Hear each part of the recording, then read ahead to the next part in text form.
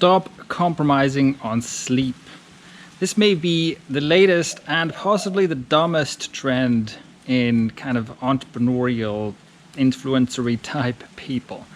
So I'm making this video now because I've seen that lately this has become a thing, right? We have Jocko Willink, who's been talking about getting up early, getting up at 4 in the morning, and Casey Neistat recently made a video where he showed that he gets up between 4 and 5 every morning.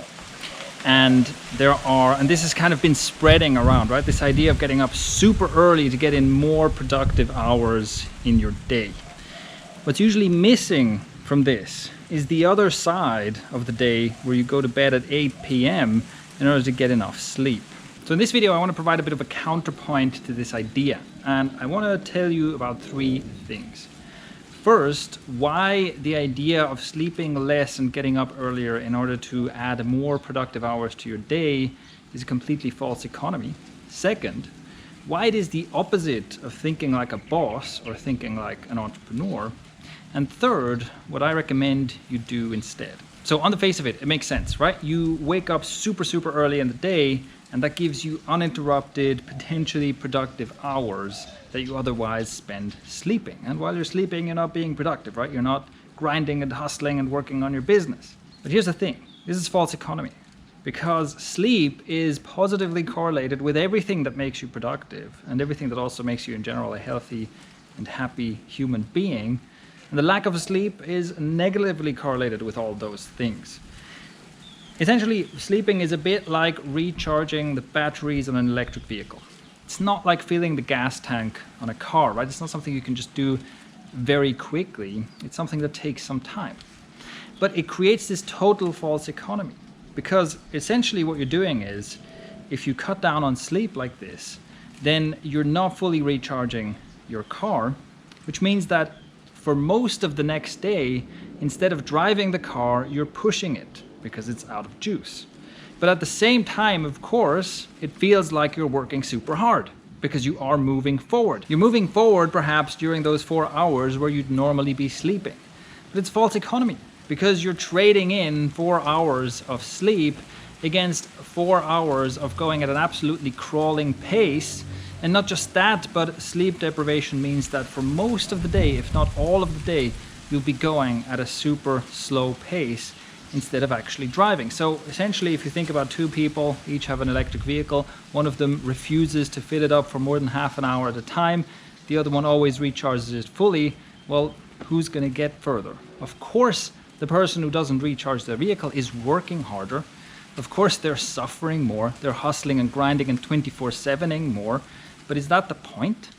And this brings me to, I think, what is part of the problem here, is that this is being glorified. The idea of working instead of sleeping is being glorified. And there are some reasons for this. I mean, on the one hand, it kind of sounds heroic, right?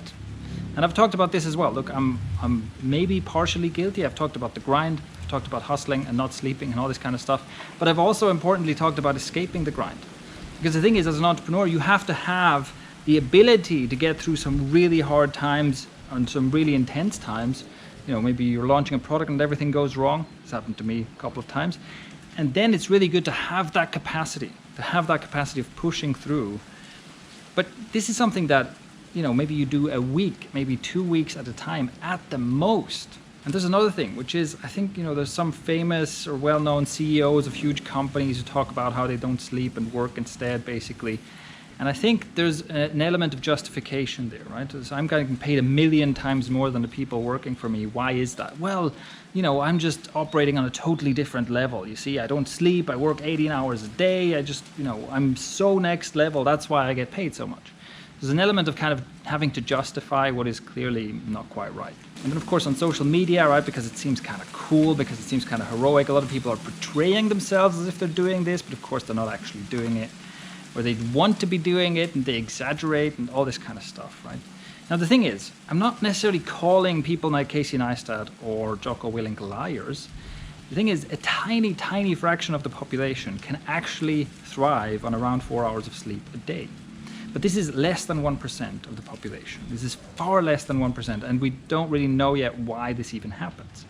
But so it is possible that you're a total genetic freak and you can thrive on 4 hours, but for all intents and purposes, you aren't one of them, and no one you know is one of them.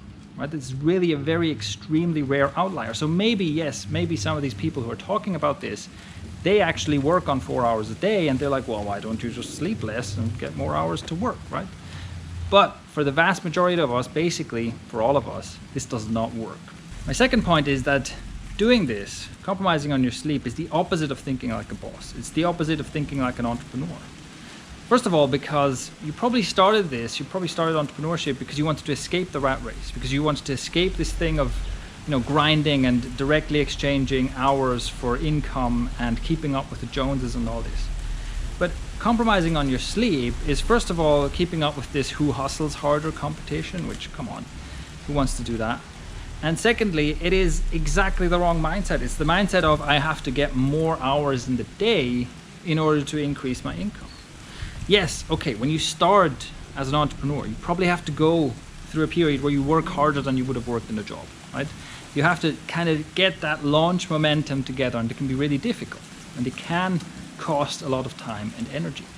But the goal isn't to keep doing that indefinitely, right? That's not what we become entrepreneurs for, right? The goal is to gain some kind of a freedom. The goal is to be strategic about it and think about leverage. Don't think about time. Think about leverage. How do I spend my time most effectively? How do I delegate and outsource? How do I create a system that allows me to hire people to do the work that creates the value, and I get paid without having to compromise my life and my sleep? So I think doing this is essentially inviting yourself to think in the wrong direction and to act in the wrong direction. All right, so let's say you agree with all or most of this. What should you do about it? First of all, I recommend that you read about this. In fact, especially if you don't really agree, or if you're not convinced, because hey, who the fuck am I? And you have people like Jocko Willink and Casey Neistat and other big important people saying sleep less, and I'm saying sleep more. Why should you listen to me, right? And I totally understand that. Watching this video isn't super convincing. What I recommend is that you read a book called Why We Sleep by Matthew Walker. I recommend this book primarily. I've read many books about sleep, and I recommend this one because it is different from your typical kind of generic sleep advice. So whenever you read any blog post about how to sleep better, and you'll find the same 5 to 10 tips that you find in most books and most blog posts and most videos on this topic. But Why We Sleep by Matthew Walker is a much more detailed and expansive view of the topic of sleep and performance. And it is based on the latest science. It's very, very deliberate and careful in how it presents its findings. It's really not just some person's opinion. It's very, very scientific and very well sourced. And it is very up to date, which is not the case for a lot of the typical online advice that you find on this topic. So Matthew Walker, Why We Sleep, to me is the book to read on this. And really ingesting this information. But the other thing I would say is actually experiment with it. Because this is another aspect of thinking like an entrepreneur, is to not just follow the crowd and not just do something because some guru told you to actually find out for yourself. And this is a fairly easy experiment to do. With sleep, what you can do is, let's say for a week, wake up at 4 a.m. every day and go to bed whenever. You're probably not going to get 8 hours of sleep doing this, right? And measure your performance, measure your output on points that matter. I will link to my blog post about personal KPI, personal key performance indicators, which talks about what to measure and how to measure things that actually matter in your business. Because it's not how many hours you spend, it's your output, right? So 1 week, waking up at 4 a.m. every day, measure your actual performance, your actual key indicators. And then 1 week of full sleep. In fact, I would give it a week to recover from the sleep deprivation, and then 1 week of sleeping 8 to 9 hours every night, and again measure those same key performance indicators and see what happens. See which week that you prefer. If you look at both of these weeks, how do you want to keep living your life, and what is actually more effective? I'd be very surprised if you find that compromising on sleep actually makes you more effective, but like I said, don't believe me, find out. So that is my rant on the recent trend of people talking about waking up early, which implies not sleeping enough, and why I think you shouldn't do it. Let me know what your experience with this is, or what your thoughts on this topic are, by leaving a comment below.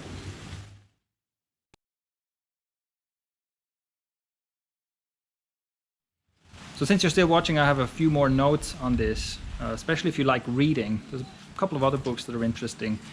The other one I would recommend is Nick Littlehale's Sleep, simply called Sleep by Nick Littlehales. This is less scientific than the Why We Sleep book, but it's also empirical. This is by a guy who works with athletes, and it's an interesting read. It's also, not your typical advice.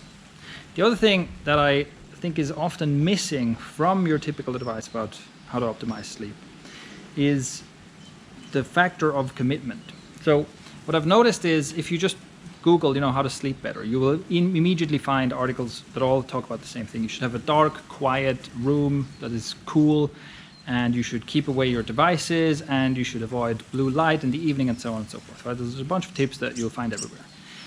I think, in my experience with sleep, and I've struggled quite a lot with sleep, for me, a really important factor that's usually missing is simply commitment, meaning that you lie down and you commit to sleeping.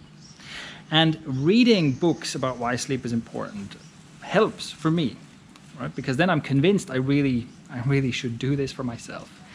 And my problem that keeps me awake is usually that my mind is racing, and that essentially in my head I'm kind of starting the work of tomorrow already. And I'm not committed to sleeping. So I'm in bed, but I'm not committed to actually getting sleep. And this makes all the difference for me. If I go to bed and say, look, this is the only thing I'm doing right now, sleep is important, I want to be on point tomorrow, and therefore all I'm going to do right now is sleep. All right, that's actually the end of my rant. I hope you enjoyed this, and let me know what you think.